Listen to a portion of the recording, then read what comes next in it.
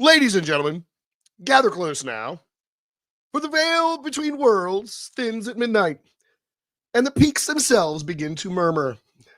I am Pete, master of mysteries, antiquary of the arcane, and the weirdest man in the world. Guardian of forgotten tomes, whisperer to the shadows, and cartographer of the impossible. In the hush of this hour, when the wind carries echoes from the jagged summits, and the stars align like conspirators, we embark on a perilous ascent. Tonight, we scale 5 eternal mountains, each a sentinel of secrets with a veil of reality frays, and the divine or the damned press close. Feel the chill of Santa Lucia's ridges, where silent watchers loom like forgotten gods. Taste the thin sacred air of Kaliash, unclimbed and unyielding. Tread the cursed slopes of Hermon, where fallen angels crash to earth. Sense the hidden hum beneath Shasta's volcanic heart, alive with lost civilizations. And gaze upon Meru, the axis of all worlds, golden and impenetrable. These are not mere rocks. They are thresholds, etched with blood, myth, and enigma. History's cold facts will ground us, but the stories, oh, the stories will pull you in their grip, as if you stand there yourself, breath caught, heart thundering against the void. For the next hour, we'll climb together. 45 minutes of revelation, laced with pauses for your voices in the live chat to echo back, culminating in a 10-minute descent into questions. So dim the lights, let the silence settle, and follow me upward. The peak awaits, and they do not whisper kindly.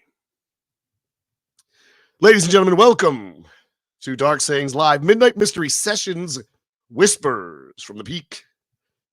Tonight's topics are mountainous in their appeal. I thought to myself, where does the earth touch the sky? It's at the peaks. And long we've heard of the gods of the high places. So tonight we delved into this mystery. But before we begin, allow me a brief opportunity to apologize for my tardiness, as I was delayed in my arrival home. Likewise, I'd like to extend my heartfelt thanks to our live chat moderator, Miss Tina Tomaszewski, a longtime member of the community, my stalwart associate. Pardon me. Ooh, that's quite nice. Anywho, I'm so glad to see so many of you tuning in. It's been a rough week, honestly.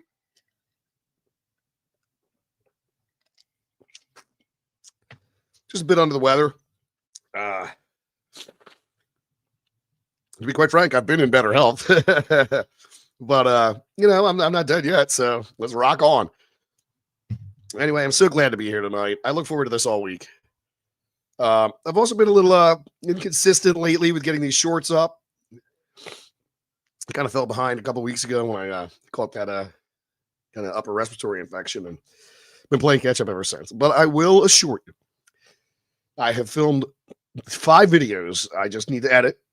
3 of them are shorts, 2 of them are long form. They will be going up this week, so I'm looking forward to that. I apologize for that. Sorry, me, just a moment. It's been rough.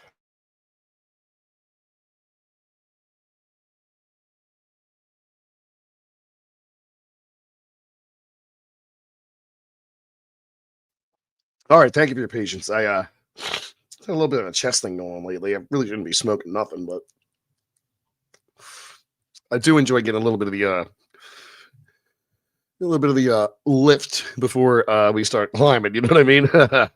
All right. Let's say some quick hellos. I'm kind of dallying a little too much now. Been really unfocused lately, folks. Not been sleeping well. It's kind of messing with my mind. All right. Guru Augie, what's up, man? Eldergrown, how you been? Of course, Tina. Yeah, we already said hi to you. John Aside, what's up, man? Channel member John Aside. Channel member John Aside. As is Tina as well. Mr. Mackey 2099, how you doing tonight? Good to see you. We got Dustin Harmon. How you been, Dustin? Tony Nasser, my man. Tony Nasser. Oh my God, how you been, dude? Rose, how are you, Rose? Glad to see you all. Thanks for tuning in, everybody. I want to say hello to everybody watching as well on X and Instagram. We are triple streaming tonight. I think it's all working, so thank goodness for that. So I've already wasted 6 minutes of your time. Without further ado, let's get into the first topic. Saving the best stuff for last. You know, I like to do it. I know which one you all want to hear, so I saved that one to the end. But we're going to kick it off with the Dark Watchers of the Santa Lucia Mountains, silent sentinels of the twilight. And I want you to imagine a fog rolling through the Santa Lucia Mountains. It's thick, too. And this is located in Big Sur, California, where coastal ridges claw at the sky like ancient fingers. It's twilight, you know, that frail hour when the day bleeds into night. And there they stand, the Dark Watchers, towering silhouettes against a dying light. Yep, that's out. 7 to 10 feet tall, cloaked in shadow, wide-brimmed hats shading faces you dare not meet. And in one hand, a walking stick, planted firm as if claiming earth. Native Chumash lore speaks of them first, spectral guardians who emerged when Spanish settlers crossed the trails in the 1700s. Their forms, motionless, standing eternally westward as if awaiting some cataclysmic dawn. John Steinbeck captured their chill in his tales, and locals swear they've glimpsed them still, black figures unmoving on the peaks, vanishing if you approach. Are they echoes of the land's ancient spirits or something older, bound to watch humanity's folly? Let's descend into their vigil. You're trudging through Nacimiento Ferguson Road, the air heavy with pine and salt. When the sun dips, and there, one ridge over, a dark form materializes, hat-crowned and stick-wielding, as if carved from the twilight itself. Chumash elders called them guardians of the wild places, emerging only at dusk to ward off intruders. Their presence, a warning woven into oral histories passed down through generations. Spanish explorers, in the 1700s, sketched similar shades in journals, describing them as tall black shadows that neither advanced nor flee, fueling tales of lost souls or protective wraiths. By the 1800s, ranchers reported them during cattle drives, always on the periphery, silent judges of the frontier's encroachment. Now, the fog thickens. It's around you, muffling your footsteps, and suddenly the air grows colder, heavier, as if the mountain holds its breath. A hiker in the 1930s swore one turned its head, eyes like voids pulling at his soul before dissolving into the mist.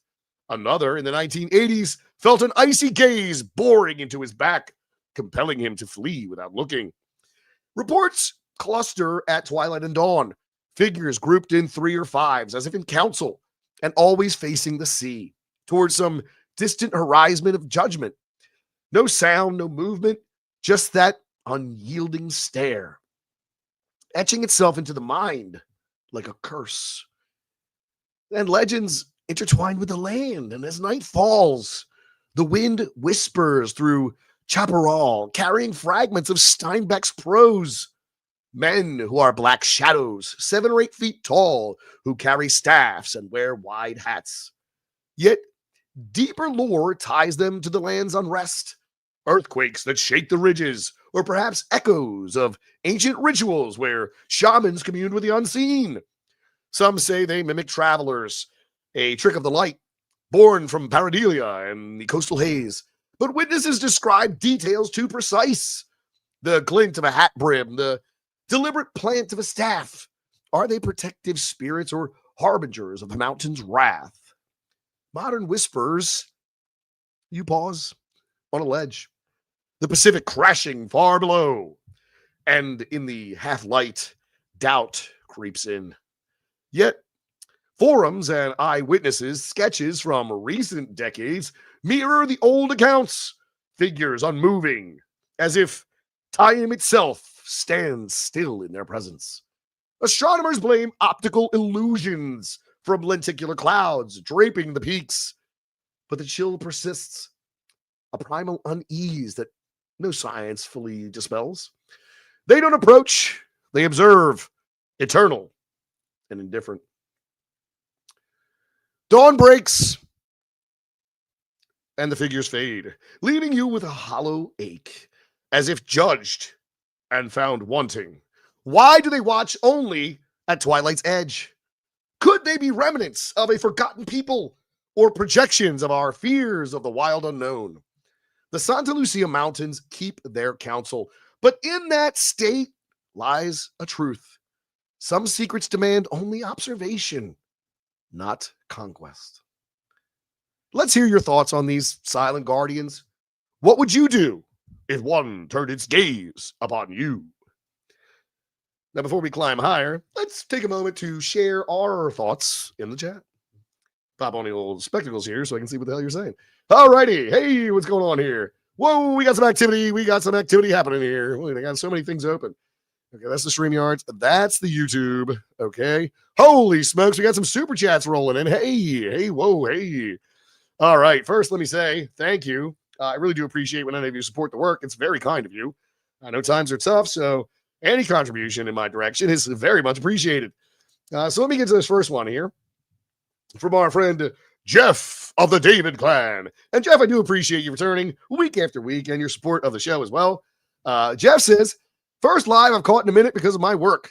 Last week, I did a double shift at my restaurant job. Buck Cherry. Hey, you know how that goes. It is the old game left over from our ancient streams. If the name of the band Buck Cherry is invoked, or the mention of the antediluvian world, you are encouraged to take a sip of your soda pop. And in that, I'm going to have me a glass of this ice cold black cherry Wishniak.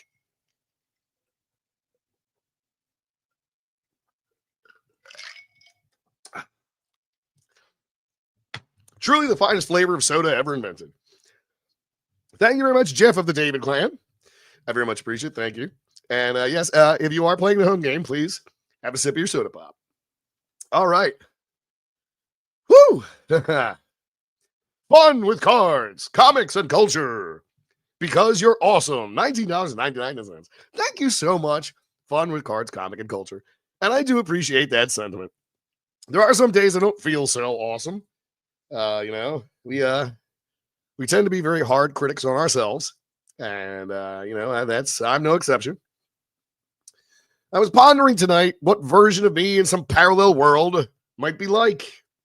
Did he achieve where I failed? Did he fail where I succeeded? I wonder what he's like. And with the myriad of many possibilities around the universe or multiverse as it may be, I'm sure there's a version of me with a snake tail and bat wings, but who knows? There's also probably one who's a champion or a hero or some kind of important person as well. Now, I would say that the good Lord has seen fit to put me where I am. And with that in mind, I'm perhaps pretty lucky. Notoriety might not sit so well with me, because oftentimes in this life I have found sometimes the things we want are not always the best for us. And sometimes, as Mr. Spock says in Amok Time, sometimes wanting is far greater than having. So, I'm thankful for everything that I have been blessed with. But it's, still sometimes we can be critical. So I appreciate your sentiment, fun with cards, comics, and culture. I need a little morale boost after a rough week of mostly health issues. Nothing dire, hopefully. But we're trucking along. So listen, I've been sleeping terrible for 2 years. If I do nod off, Tina has instructions to call me and revive me. So don't worry, I'm still feeling okay. All right. Thank you very much. I do appreciate it. Let me just make sure I don't miss anything else. Oh, Jason Ingram for $2. Thank you, Jason. Jason says, I have arrived, and it's good to see you all. Jason, it's great to see you too. Love it when you guys show up. It's nice to see so many familiar faces tuning on in. Whoa, Dana the Powerful. Hey, listen. Dana the Powerful, the rest of you as well. And Dana, you just made me think of this because last time we did it, I hung out with a couple of you. We had a great conversation for quite a while. I don't have to be anywhere in the morning. And I did sleep a little later than normal this afternoon. I do work evenings, So I'm thinking that maybe when we wrap this up here, I'm going to mosey on over to the Discord voice channel. And if you guys feel like hanging out for a little bit, chewing the fat, talking about some of the weird topics and maybe getting into some spicy stuff we can't talk about here, then let's do it. Let's do it. Shout out to Rick Sanchez, my spirit animal, and Ginger Viking Jesus for hanging out with me last time. Tina, oh my God, Tina, thank you so much. Tina Tomaszewski. You know what? I'm gonna end this, Tina. I've been doing it so long. Tina Tomaszewski. I'm gonna say it right for the first time in 9 damn years. Tina Tomaszewski. Tina with a $10 super chat, which is entirely unnecessary. Tina, you put up with me far too often to have to super chat me. But she says, towards the Exploding Oven Door Fund. Thank you.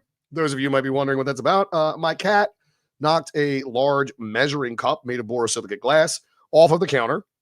And in some freak twist of physics, the measuring cup bounced and hit the glass on the oven door at such an angle that it shattered it into pieces. This occurred roughly around 3:30 in the morning. I was in my office working on some content for tonight, and I didn't know what was happening. It sounded like the end of the world. I did see the cat run out of the kitchen. My wife and children were sleeping in the living room, and I didn't feel like waking them. I got home late. They were all asleep watching a movie. I didn't want to wake them up, but this sure did. And I tell you what, I was never really a cat person. I grew up with dogs, mostly small, loud ones. My mom was into them. But I found myself about 15 years ago in a situation where I had been living with a cat, and then the cat was gone. So I saw some pests. I lived in Philadelphia. I mean, it's very common. You do have pest issues. And I decided to get a cat to continue to avoid the pest issue. Now that sad sucker is 17 years old now, and he's on death's door. Every once in a while, I nudge him to make sure he's still breathing. But yeah, my oldest cat's 17 years old now. I'm not sure which one did this, but I'm just tired of having cats. Really, I'm just tired of pets in general. They wreck my stuff, and they relieve themselves wherever the hell they want. And like cats fight over territory. They just do dumb stuff. I'm tired of it. Tired of it. Sucks. So, time, do your thing. Please. Thanks again, Tina. I do appreciate that. Yeah. Hey, Dana the Powerful for $10. Hey, Dana the Powerful, thank you very much for $10 super chat. Dana says, hell yeah. Thank you so much, Dana the Powerful. And listen, I hope you all will decide to join us after the show. I don't really get a chance to do these Discord hangouts very often because I'm usually very exhausted. And I feel like I got some gas in the tank tonight. But we had such a great conversation with Ginger and Rick Sanchez last time. It was a really good time. You can turn your camera on or off. It doesn't matter. I usually leave my camera on. But you can just do voice if you'd like. And I think it accommodates a good number of people. So feel free to slide on in. I'll be there probably about 10 minutes after the show ends, maybe 15 tops, as I take a break and get a little slice of pizza. But yeah, definitely. Let's do that tonight. Tina, do you have the link for the Discord? And if you do, can you drop it in the chat and I will pin it to the top? If not, I will fetch the link, but I think you might have it. So let's move right along. I've been chatterboxing. I got into this last week too, a little chatterboxing. Sometimes it can take me a bit of a, I like the sound of my own voice. Hell, I wouldn't do this if I didn't. I'm honest. I'm self-aware enough to know my flaws. All right, we're going to move on to the next one. Now, this one was very interesting to me because I wasn't very familiar with it. I was not familiar with it at all. And that's just the truth. And I've always been, attracted to these kind of things. I find them intriguing. And over these many years of addressing all these topics, if you would ask me about 6 months ago where I was kind of in a rut, and I would have felt like I covered every topic under the sun in this area of research. And I do pretty broad strokes, man. I mean, some people are in that UFO niche and other people just do paranormal, but I do a lot of like UFO, occult, ancient stuff, esoteric stuff, historical stuff. I don't really get into true crime, but this was a new one to me. I can't believe I missed this. So our next topic tonight is Mount Kaliash, the unclimbed throne of the gods. Now, from California's coastal whispers, we shift to the roof of the world. Having another cat issue. Well, hopefully this doesn't escalate. I'm just going to keep an eye on him. For those of you who are unaware, I have this new cat I brought into the situation, which has caused a lot of the problems I've been having lately. But he's over here at the window, and he's already escaped once. He destroyed the screen to get out. I wish I had a squirt bottle or something. What can I throw at him that will distract him and not hurt him? I do have a glove over here. Hey, hey, yo! Pardon me. Yo. Get down. Get out. Oh, good Lord. I'm so sick of these cats.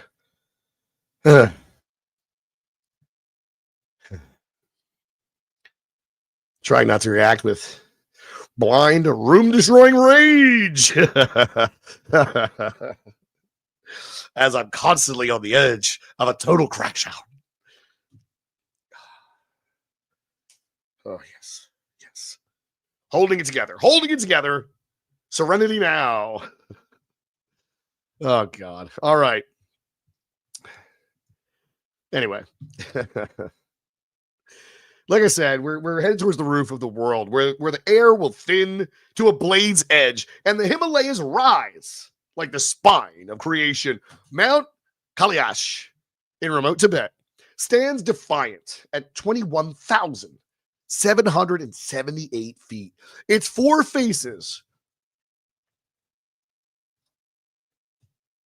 a perfect pyramid of ice and stone, unclimbed by any human hand, sacred to Hindus and as Shiva's abode, to Buddhists as the center of the universe, to Jainis as the site of their first saint's liberation, and to Bon followers as the 9-story swastika of spiritual ascent.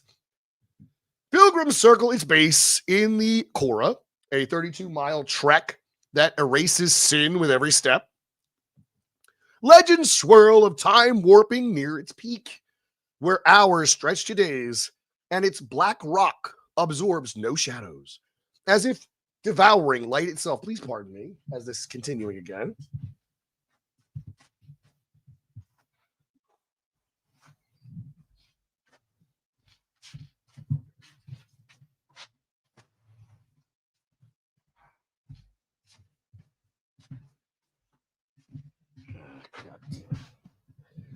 All right. Hey, we're back.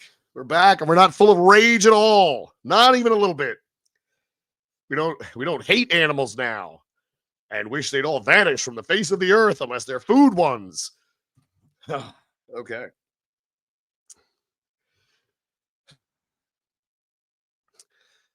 I love when the immersion is broken. It really makes me so happy. Anywho, there are twin lakes. Manasa Rover, crystal and life-giving, and Rock Chatal, dark and foreboding.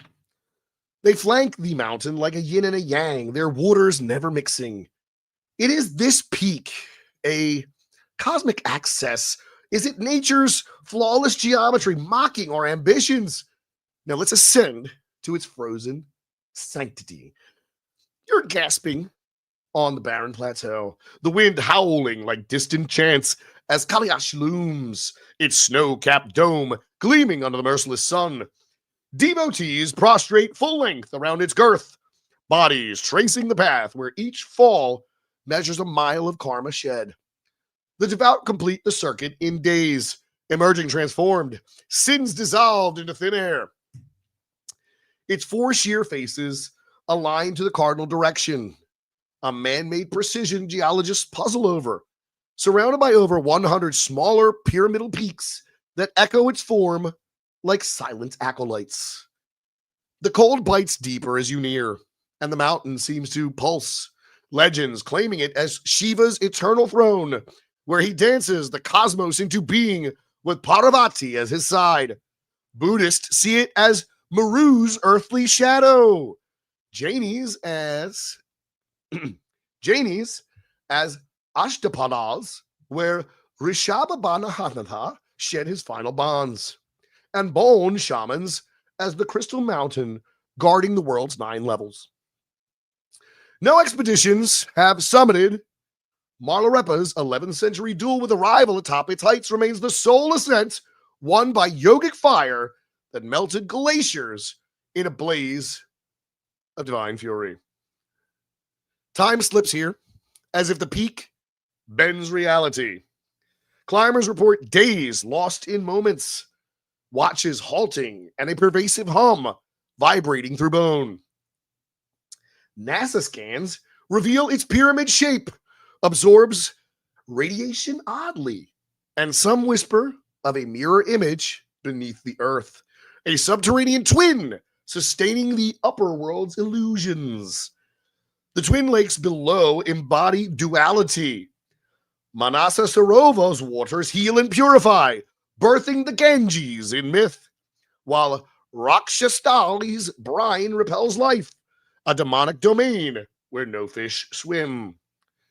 You trace its contours with your eyes, marveling at the mathematical perfection.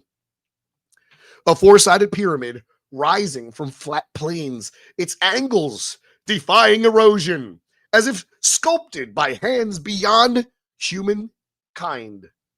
Folklore speaks of hidden caves pulsing with inner light, entrances to other realms guarded by yaks that vanish into mist, and rivers flowing from its base in four directions, nourishing Asia's cradle. As dusk claims the horizon, Kaliash stands unbowed, a forbidden summit where ambitions falter and reverence reigns. Why does it resist the climber's boot? Is it a portal to the divine, or the earth's own warning against hubris? In its silence, the mountain holds court, inviting circumambulation, but never conquest. What draws us to Kaliash's mysteries? Is it a spiritual pull or the unanswered riddles? I want you to share your reflections in the chat as we prepare to cross another shadowed height. All right, so I saw some stuff going on. Let me get into this. There's stuff happening. All right. Let me freshen my beverage here. Freshen my beverage up. As you may know, I grew up in the tri-state area here of Pennsylvania, New Jersey, and Delaware.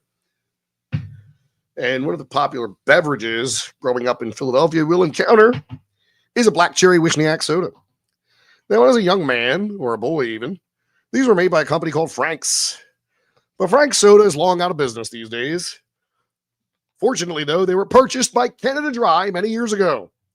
And I'm very happy to report that Canada Dry still makes a black cherry Wishniak soda that they sell predominantly in this area. If you ever get the opportunity to enjoy a delicious black cherry Wishniak, I would advise you to do so. It's quite tasty.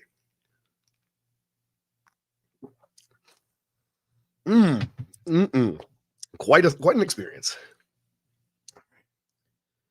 Without further delay, there's a lot of filler going on here, folks. I apologize.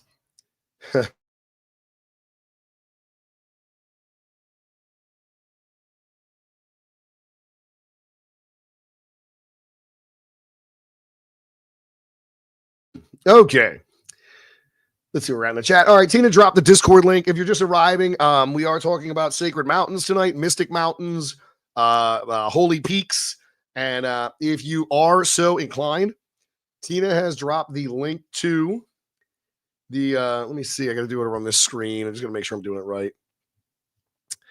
Okay. There it is, the link. Where's it at? I just lost it. My eyes suck. Oh, and Guru Augie endorsing our Discord hangout. And Guru Augie, was great to talk to you. I think that might have been the first time you and I have actually talked, like, vocally. So it was a great time. And Guru Augie endorses the hangout. Everyone should join. It was good talking to you that one time. It was great talking to you too, Guru Augie. Nice to put a voice to that name. All right, where we at?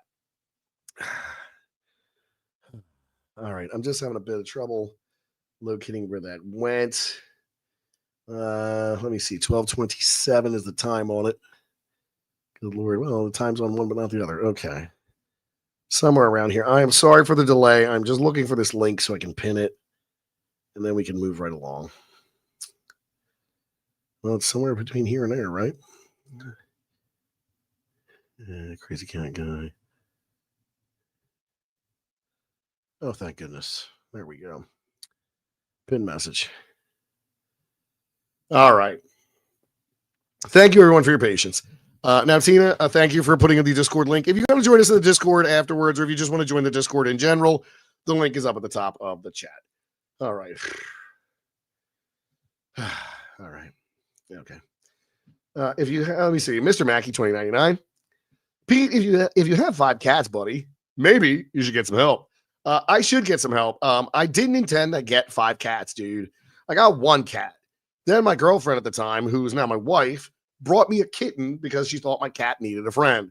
Then, like, a couple years went by, and I'm sitting there one day playing video games, but I live like off the highway in Philly. Like, Philly's got a major highway that runs through the middle of it.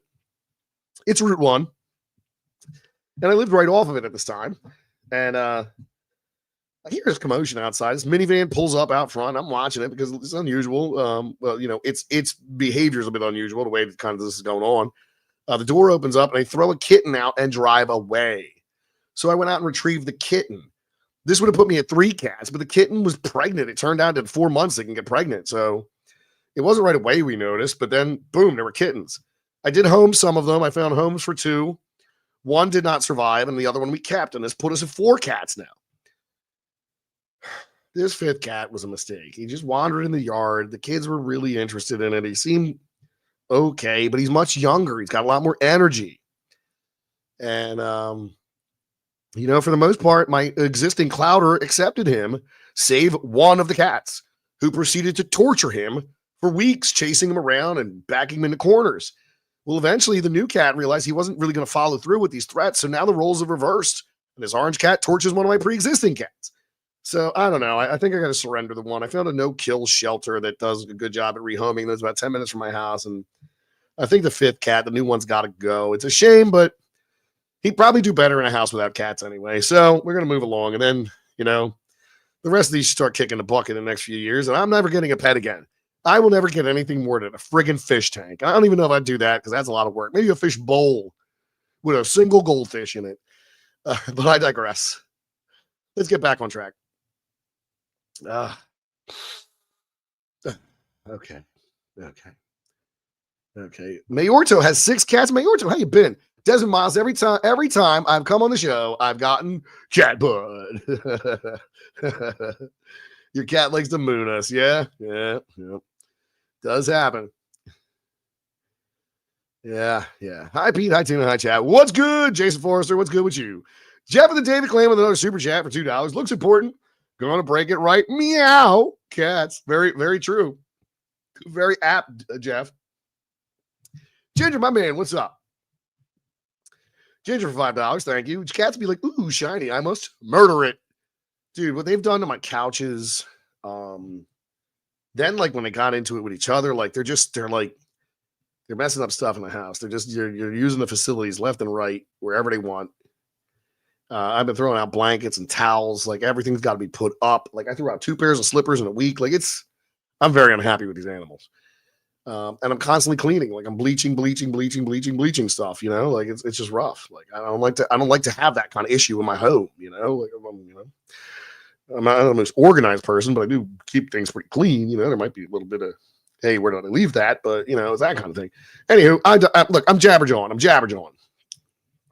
Okay. All right, here we go. Rolling right along. I just want to get caught up with the chat before I move on to the next topic. And I think we are caught up. Mayor, I came for the scary stuff and stay for the cat stories. Yeah, dude. I don't know. I'm just talking nonsense anymore. Like, I don't know what the hell I'm doing in my life. You know, it's like I've spent over a decade now on this platform talking about the mysteries of the world and endless possibilities of reality and that nonsense. And, you know, I mean, while I have felt that I've had a small measure of success, you know, I don't look a gift horse in the mouth. I mean, I'm very fortunate to be afforded any kind of audience. It blows my mind. Nobody cares what I got to say. But, you know, I saw a guy the other day, he had millions of followers, and he pees in empty water bottles and throws them around the room. And, you know, it's kind of makes you question what the fuck you're doing.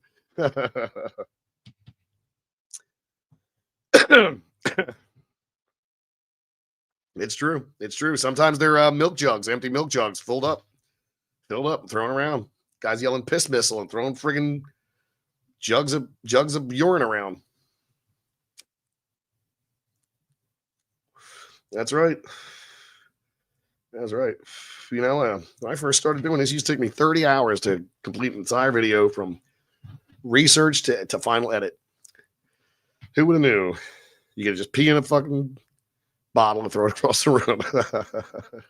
What do you know? All right. Here's a good one. I've been waiting for this one. This is the meat in the middle. Get that meat in the middle. Oh yeah, got that. You got a bit of that. You got a bit of that meat in the middle. All right. Some of you might be familiar with this one. Tale as old as time, folks. Song as old as rhyme. Rhyme. All right, topic number 3. Mount Hermon, where angels fall and gates crack open. Leaving Kaliash's icy throne, we cross to the Golden Heights, where Mount Hermon broods at 9,232 feet. Snow-dusted, solitary, it slopes a tapestry of cedar groves and jagged basalt. In biblical lore, this is the mountain where 200 fallen angels, the Watchers, descend in Enoch's vision, binding oaths to corrupt humanity and sire the Nephilim giants. Their touchdown cracked the earth, forging a gateway to the underworld at the peaks, and the peak's name, Forbidden Place, echoes that ancient sin. Demons and spirits haunt its caves, and modern eyes glimpse UN outpost amid ruins of pagan temples, as if the profane lingers. Is Hermon a scar from a celestial rebellion, or a natural fortress steeped in myth? Feel the weight of fallen wings as we approach. You're on Hermon's flank, the wind carrying a sulphurous tang, and suddenly the air thickens with the echoes of oaths sworn in thunder. Enoch recounts 200 angels alighting here, led by some Yaza and Azazel, their forms blazing as they vowed to take mortal brides, teaching forbidden arts, metallurgy, sorcery, cosmetics that birthed chaos and the great flood. The mountain shuddered under their feet, basalt fracturing into chasms that birthed rivers, and their offspring, the Nephilim, roamed as titans until divine wrath intervened. Pardon me. Ascend higher, and the cedars part to reveal altars from Canaanite times. This out again. Where Baal cults.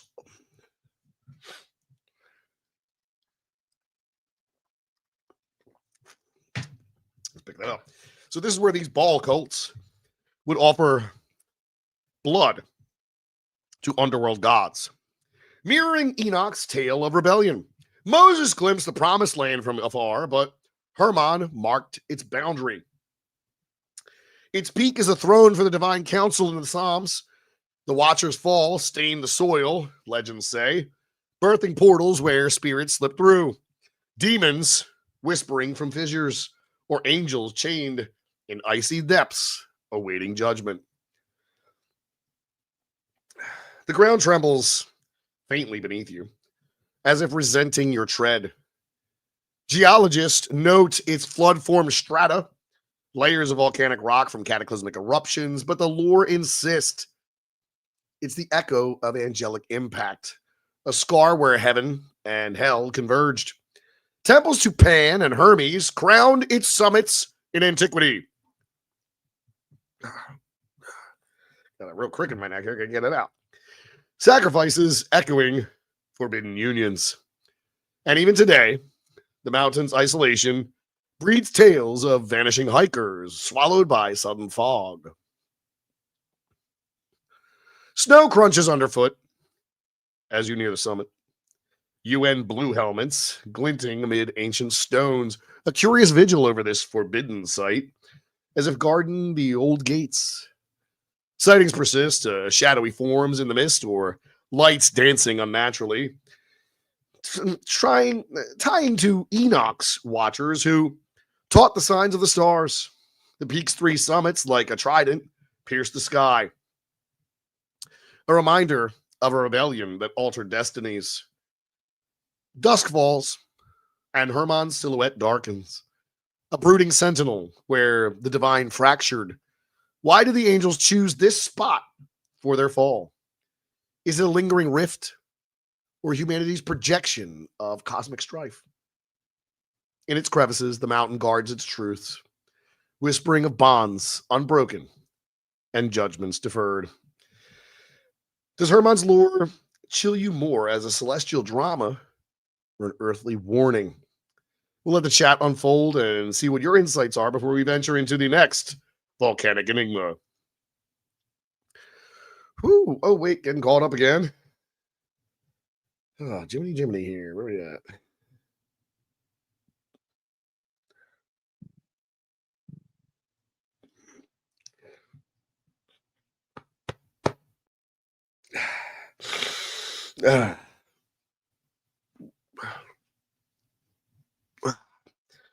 You know, I used to crack my neck all the time. I've been in a situation for a couple weeks now where everything feels so tight I can't twist it enough to get it to go.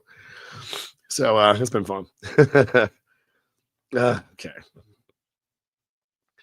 All right, we're going to dive into the chat here. Let's get caught up. Whew. All right, still getting caught up. Pete smoking looks like Benicio del Toro. Better late than never, says Maurice Fan Gaming. Yeah, Maurice, good to see you, man. Glad you can make it.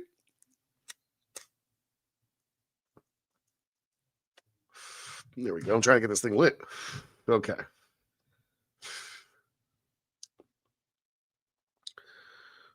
Hey, leave Hermes out of this. Hey, Mr. Mackey, you're right.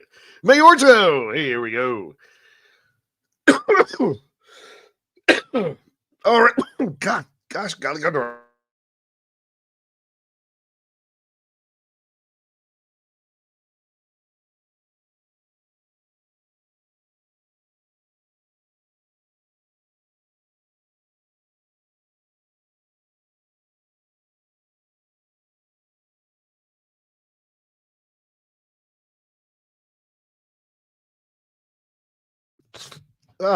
Mayor 2 for $20. Thank you very much, Mayor 2. It's very kind of you. Hey, Pete. You ever heard of Toxoplasmosis gondii? If anyone's going to take over the world, it's going to be the cats. They already took over the internet. That's a good point. That's a good point. Very good point. The cats are disgusting. Good God, I'm so sorry.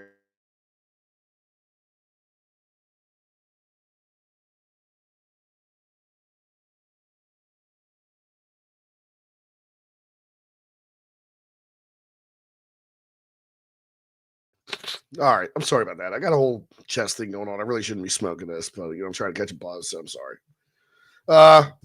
Yeah, the cats are disgusting. They got parasites that get in your brain, and now you take care of the cats because you got a parasite. I don't know. That's how it goes. That's how it goes. Maurice Span Gaming, thank you so much, Maurice, for $19.99. Very kind of you. What are we looking at here? Hardest working man on YouTube. Now I've been slacking, man. I'm far behind on video production. I'm not sleeping enough to get anything done, Well, I'm trying. I'm doing my best. All right. Okay, where are we at? Where's that number? I'm looking for a number. Where is the number? Did you leave the number? All right. Okay. Nephilim are bad mojo, points out RR. Dark saying maybe the angels landed there because they still get a taste of God's divine energy. That could have something to do with it. They could have maybe ley lines. Who knows? Could have been the gravity sucked them down to while Earth was spinning. That may not have been where they headed with the spinning and all. Yeah, that's a good point. I never considered that. The Earth is still spinning around. Pete, inhale and exhale. Yeah. Yeah, for real. Down the wrong pipe. That's right, RR. Pardon me. I'm coughing too hard to mute before it happens in some cases, and I don't mean to do that. It's rude. You're doing great, Pete. Thank you, Tony Nasser. All we can do is our best. RR, you're right. You're right. You're right. That's all we can do. All right. Oh, Maurice, I know you just got here, but check it out. We are going to be doing a hangout in the Discord voice chat about 15 minutes after the show wraps up. So if you're free, you should join us. We're going to chit chat and talk about all the awful stuff we can't say here on this platform because it's public. But if you want to hate me by morning, then come join us in Discord where I say crazy stuff. I digress. I'm just playing. There's a Mount Herman in California as well, says Aaron in Minnesota. I was not aware of that. Is same spelling? Is it like Hermo? I believe Hermon, Hermon. Yeah, I believe that's the case. Yeah, I wouldn't be shocked by that. I mean, we got an Athens in Georgia and Athens in Greece, so it's clear people repurpose these names. So yeah, I would believe.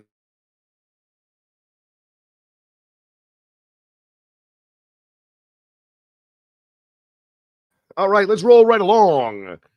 We just passed through the halfway point of the show. 2 topics left to go, and about 15, 14, 13 minutes to do it. So we're gonna do it kind of quick.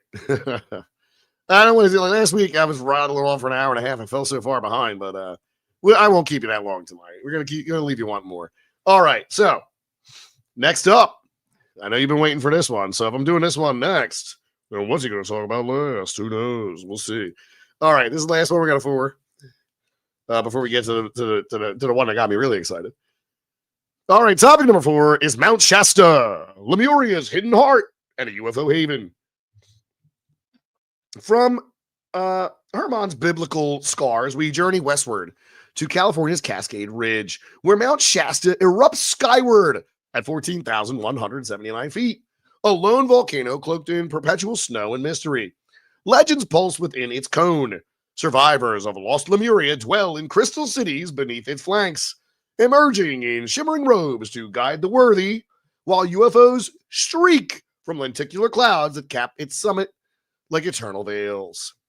Native tribes revered it as a portal to spirit realms, and the early settlers reported Bigfoot, roams, and angelic lights, tying to underground bases where aliens and ascended masters convene. Is Shasta a gateway to forgotten worlds, or a natural beacon amplified by human awe? Inhale the sulfurous steam of its full morosos and descend into its depths. You're hiking Shasta's flanks, the earth rumbling faintly, and a hidden door yawns in the basalt, leading to Telos, the fabled city of Lemurian refugees who fled their continent's doom 12,000 years ago. Clad in white robes, these immortals tend to crystal archives, their telepathic wisdom leaking through in visions to surface wanderers. The mountain's hot springs bubble with their healing waters, and wildflowers bloom, unnaturally vivid as if fed by inner light.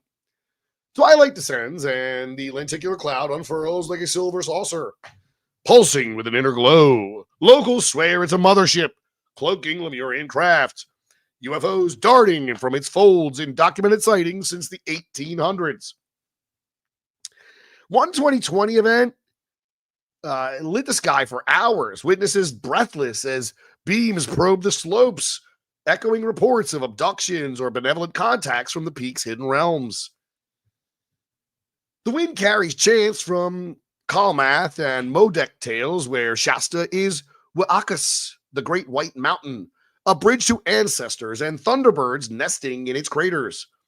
Fringe explorers claim lizard people and angels share its caves. Bigfoot guardians patrolling the lava tubes, while ascended masters like Saint Germain convene in ethereal councils, their presence felt in sudden euphoria or unexplained mists. Steam hisses from the fissures as you near Panther Meadow, scared and off limits, where pilgrims report time slips and prophetic dreams. Geologists map its dominant fury, last eruption in 1786. But lore insists the quakes are Telos stirring, entrances guarded by yaks or spectral figures. The mountain's insulation amplifies the strange. Compasses spin, electronics fail. If Shasta seems to repel the mundane. Summit winds howl, and Shasta falls silent, a colossal heart beating with secrets. Why do lights dance only here? And what do Lemurian survivors await? Is it a cosmic refuge or our projection onto a majestic void? In its shadow, the mountain invites revelation, but yields only riddles. Shasta's underground cities or UFO fleets, which pulls you deeper into the mystery. Let's open the floor and spiral towards our final ascent. All right, Mount Shasta is a big meaty one. Let's not get sucked in too deep because we can talk about this one for a while. This could be a whole damn show if I was doing them devoted to a single topic, but I kind of like this milieu of stories we get to address here. Generally I don't focus on one topic like we did tonight where we were just doing mountains. But I thought it was a pretty good one to kind of group these together. Once I started looking down that rabbit hole, there were definitely quite a few to talk about. Maurice, me and my dad used to explore the lava tubes in the 70s. Wouldn't do it now. Yeah, that's wild, man. I couldn't even imagine. Can you imagine running these with a Lemurian? Like, I don't even know what they look like. I figure they look like people to some extent, but I mean, they're really tall, right? They're like, I don't know, they're big and tall and Lemurians. They can probably wander around in robes, And, they're going to pop out of some portal, snatch you up fill your brain with telepathies, snatch you up and telepathy you. Mind control. Yeah, watch out for that stuff. Mind control, you turn you into some kind of goon and buffoon, Gooning and buffooning. And when that happens, there's only one thing you can say. It's clear that at this point, the dick is out of the sack. I digress. All right. Where are we at? I don't think I missed anything, did I? All right, no, we're good. Oh. All right.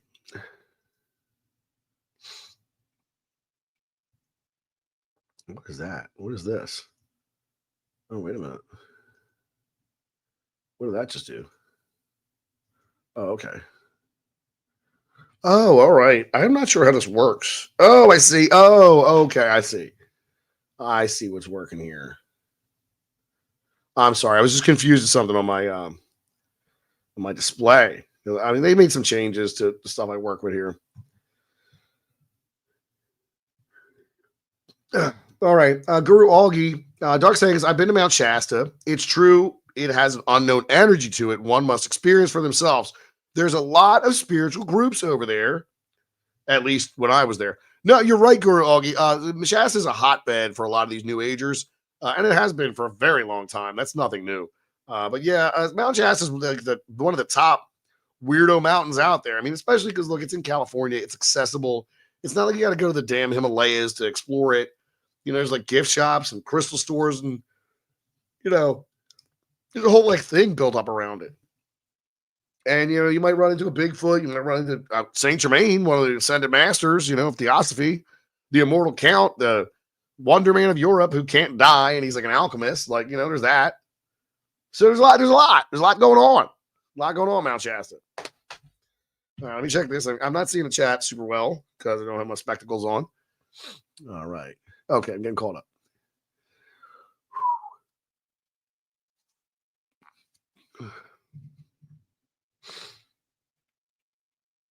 Okay. All right, I don't think I missed anything that was pertinent. Okay, no, we're caught up. I saw that part already. All right, cool. Thank you. All right, well, we're going to get our last one now. Let me see how much time we got left here. We got like 6 minutes. All right, so I'm going to bang it out. Final topic for tonight, we're going to talk about Mount Meru, the golden axis of worlds. Our final climb is going to pierce the veil of myth itself to Mount Meru, the cosmic pillar of Hindu, Buddhist, and Jaini lore. It's not a physical peak, but a golden axis mundi at the universe's heart. 80,000 leagues tall, it's 5 summits crowned by Indra's paradise, surrounded by 7 ringed continents and 4 guardian elephants. It supports the heavens, elephants upholding the disk of earth, while Nagas coil at its roots. Devas ascend its slopes in jeweled chariots, and at its base, hells yawn with tormented souls. A single mountain, bridging ecstasy and agony. No explorer has scaled it, for it defies maps. Residing in the subtle realms accessed only by meditation. Is Meru the blueprint of creation or a profound symbol of inner ascent? Stand at its illusory base and feel the world's turn. You're at Meru's illusory foot, the ground vibrating with the hum of existence as golden spires pierce infinite skies. In Vedic text, it's the navel of the world. Elephants like Auravanta bearing its weight. Oceans churning at its girdle with churning milk for ambrosia. Buddhists map it as the central mount amid four great continents, its jewel-encrusted flanks climbed by enlightened ones, each step a realm transcended. Ascend in the air shimmers with Deva's palaces, Indra's Amaravanti glittering atop a central peak, where Asparas dance and wish-fulfilling trees bear fruits of desire. Jainis see it as the ladder of souls, 14 realms from hellish abysses below to liberated heavens above. Meru's spine threading the karma's wheel, the churning of its milky ocean birthed gods and demons alike, the primordial duel echoing through eternity. Midway, guardian yakshas bar the path, their eyes like suns, while nagas coil in subterranean vaults, venomous breaths guarding treasures of forgotten ages.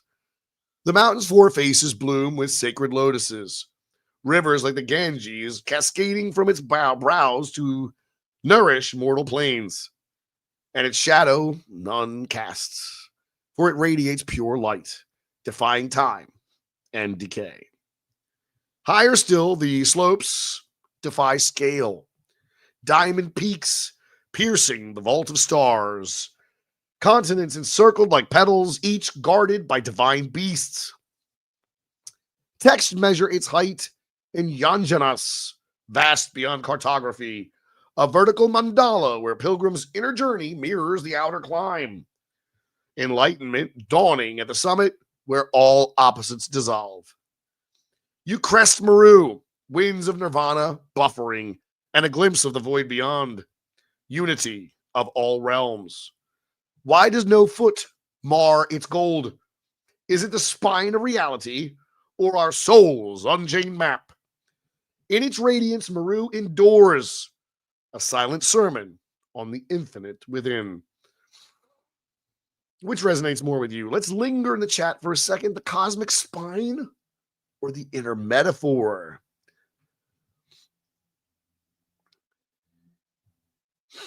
All right, see where we're at. Picking out where we left off. Whew. God, for some Mount Shasta, it's a bit far to travel to just see a giant rock. Well, I'll tell you what, Ginger. I would say there are places that are a bit too far to travel. Now, I've spent a little time out in California here and there, made a few trips out.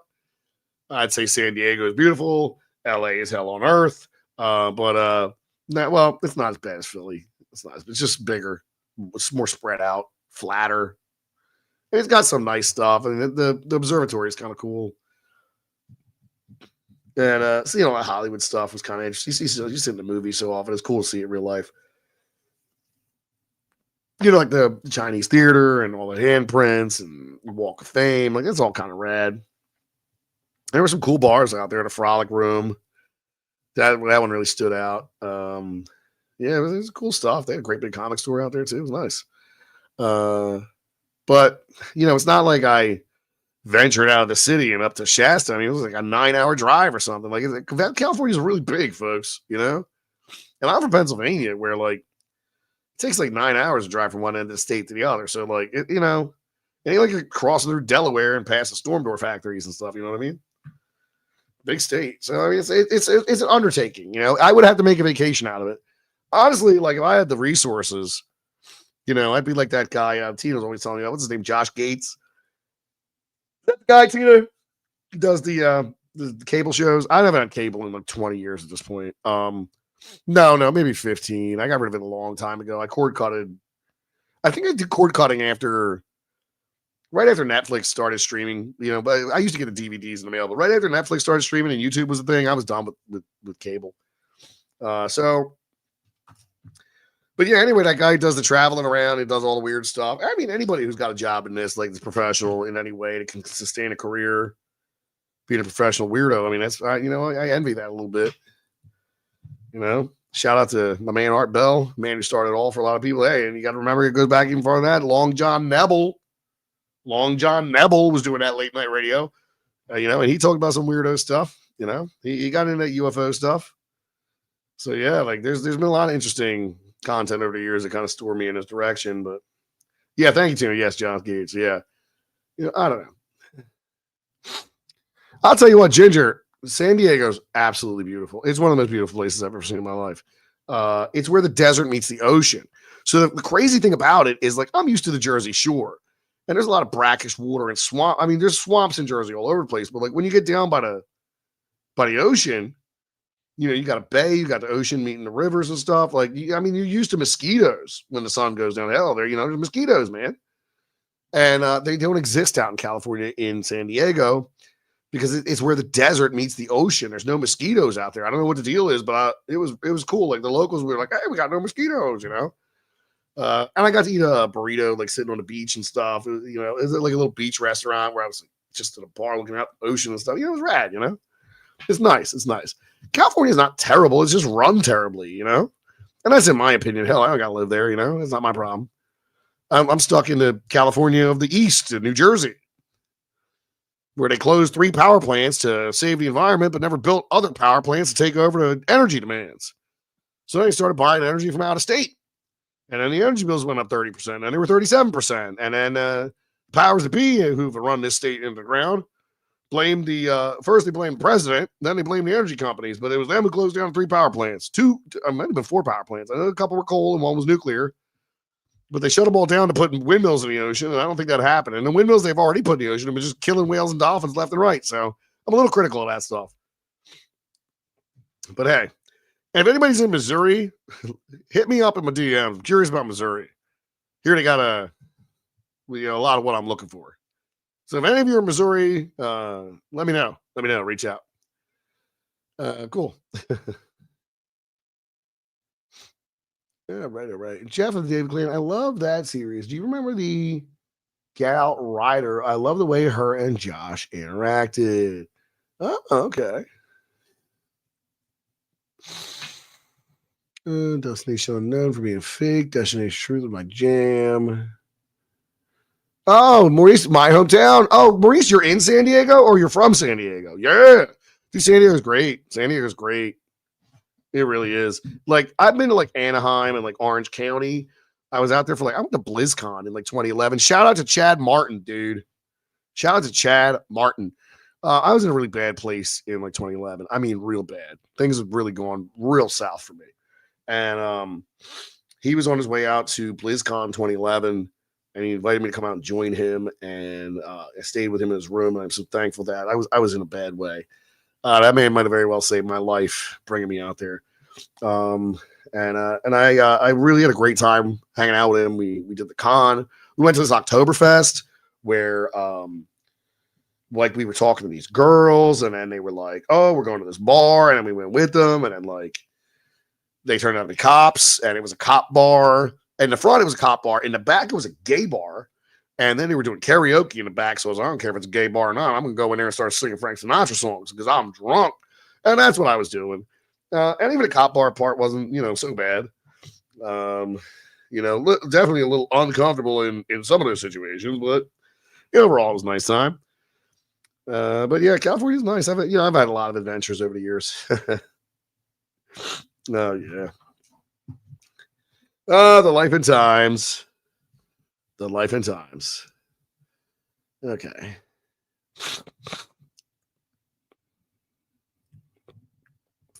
Tina, I've never been to California. The farthest west I've been is Texas. Yeah, no, so I've been to like Nevada and California, Canada, and like south as far as the Carolinas. Yeah, that's about it. I mean, like Boston to the Carolinas. I've done all that. I guess Niagara Falls all the way to the Carolinas. So up and down the east at least. And then on the other side, like I've never really experienced the middle of the country. Never had any interest in going to Chicago or anything. Montana's always kind of had an allure for me. That big sky country. I think every time I see a picture of Montana, I think it's absolutely beautiful. And I let Teddy Roosevelt spend some time out there as well. I still get some emails occasionally from the Montana Tourist Board because I signed up for a freaking catalog back in 2004. They used to mail one to my house, but now I get an email like all the time. Yeah, yeah. I've looked at several states over the years to consider relocating to. Predominantly, I like states where recreational is legal. That's a real freaking thing for me. I also homeschool states, good 2A states, that kind of stuff, that kind of thing. The kind of thing where you can just be left the hell alone. Look, because I grew up in Philly, man. I grew up in a dude. We got row homes and problems. You know what I mean? Like all the houses are like cookie cutter matchbooks, all smashed up against each other, and look, it wasn't always the way it is now. Like, I was talking to my mom the other day, and like, we got good memories of how the stuff used to be. But like, stuff ain't what it was. I really often say that we used to, and when I was growing up, we used to dream of the future, and now we friggin' fear it. Like, it's not like it used to be. Like, people ain't looking forward to like, oh, maybe one day we'll have flying cars. They're like, geez, I hope the robot don't put me out of work and then eat me. Like it's like who knows? Like who knows what we got kind of hell we got to look forward to. So I mean, I don't know. I just try to stay positive. I mean, I try to. Not always easy. Not always easy. I find I got a lot of rage inside, folks. I'm a singer of a punk rock band. I used to have an outlet where I'd get up on stage and scream for 45 minutes every couple of days, and um, yeah, I don't know. I don't really have like any kind of outlet like that anymore. I mean, it's a young man's game. I don't even think I could do it. I'd probably hurt my back, throw my back out, get my back all, my trick back would go, and then they'd have to, I don't know, break out a hot water bottle and have some salts. Jesus Christ, it's all over. It's all over for me. Time will steal everything that matters. Yeah, I don't care. Duncan Peter Soapbox will be there all day long. Shut the hell up, Tina. Ginger's right. I'm positive we're boned. Yeah, dude, we're totally boned. I need full details about that story. Listen, I will get into that Discord chat. We'll talk about all that stuff. Yeah. All right. Where are we at? I think I went over my time here. I'm just checking the clock. I don't even know where the hell it is at this point. Is it over here? Where are we at? I know there's a counter on this. Oh man, I'm like 8 minutes past. There it is. Jesus Christ, can't see the forest through the trees today. Okay. Well, listen, I appreciate you all. We're gonna wrap this up. Let me see. Okay.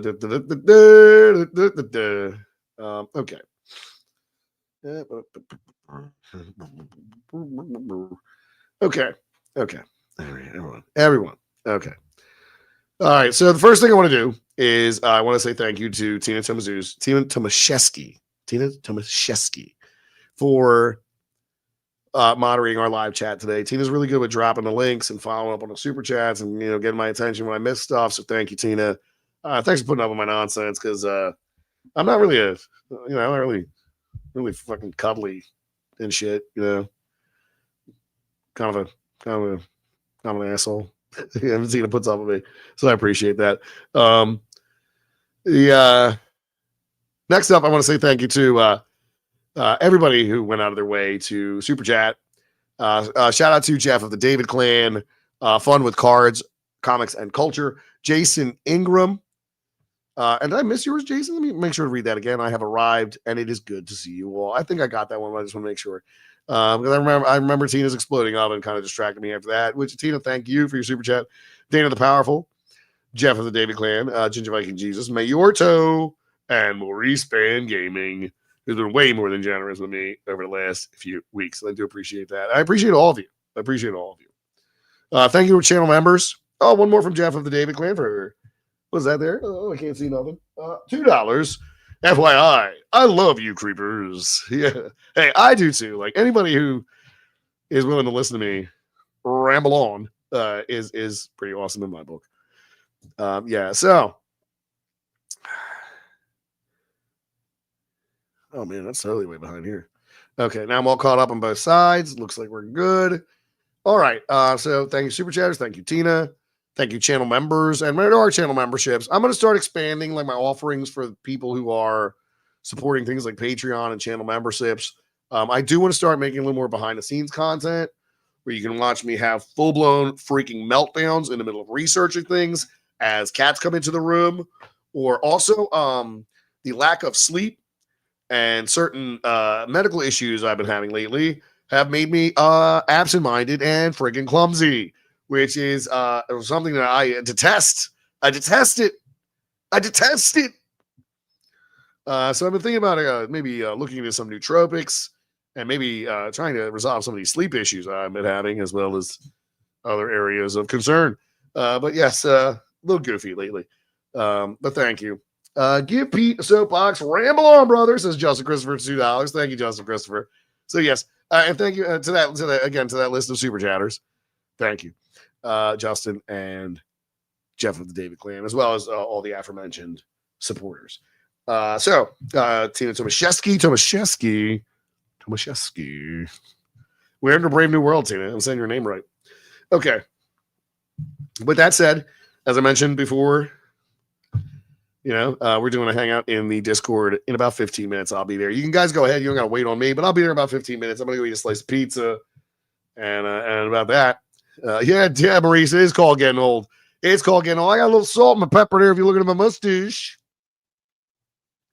Got to bust out that just for men. Touch of gray. Touch of gray. Why am I suddenly afraid? It's called getting old, dude. Getting old. Fuck, it sucks. It sucks. Dude, I'll tell you what, I work with a lot of young people too. Like most of the people I work with are like 30 under. And I'm like that friggin' I am as old and as dusty to them as fucking Tutankhamun's dick. So I'll tell you what, it's just the truth. It's the God's honest truth. So hey, what can you do? What can you do? At first, I don't usually ever feel self-conscious. Like I really don't. I generally don't give a flying fuck what people think about me. If we're going to rail, I appreciate the good stuff, but I don't sweat the negative. But I started working with these folks, and at first I felt a little self-conscious, like because I was so much older and I felt out of touch. And believe me, I'm out of touch. Once you start hanging around people that young, you ain't got no idea what's going on. Like I don't know what's going on. Shit, I thought Bad Bunny was a woman for months, for a long time, just based on the name. I had never seen a picture of him. I just never went out of my way to check. I just assumed it was a female artist, like Pink Pantheress or Charlie XCX or any of those, Sabrina Carpenter. Like, and I only know who she is because they were selling a drink at Dunkin' Donuts named after her. Hell, that rock band, Sleep Token, I thought they were cryptocurrency for weeks. I didn't know they were a band. I'm out of touch, dude. I'm out of touch. You're out of time. Hall Notes. All right, I'm done. I'm out of here. I'll see you in the Discord. Discord link is at the top of the chat. Please join us. We're going to have a conversation about all kinds of dumb shit. Don't nobody record me over there because I can't afford to get canceled. Or maybe I could lead into it and get rich. I don't know how it works. Anyway, wrap it all up here. Let's do it. We'll do. All right, we've crested the peaks and whispered in where whispers were fading into the night and mysteries clung like frost. We've unraveled a handful of these together, from Watcher's Gaze to Maru's Golden Heart. But you know what lingers with you the most? That's what we walk away reflecting on it. So as this hour ebbs, a heartfelt thanks to those who've super chatted again. Your generosity lights these shadowed paths. And to every voice in the chat, every silent watcher tuning in, thank you for sharing the ascent. You have made the climb alive with your insights. If tonight's whispers stirred you, subscribe for more Midnight Revelations. Hit the bell to never miss a summons, and share this session with fellow wanderers of the weird. Don't forget to check out the pretty semi-regular shorts, our longer format video presentations. Please follow me on social media. And until next time, as this veil thins, tread carefully, as the peaks are always watching. Good night. and I'll see you in the shadows.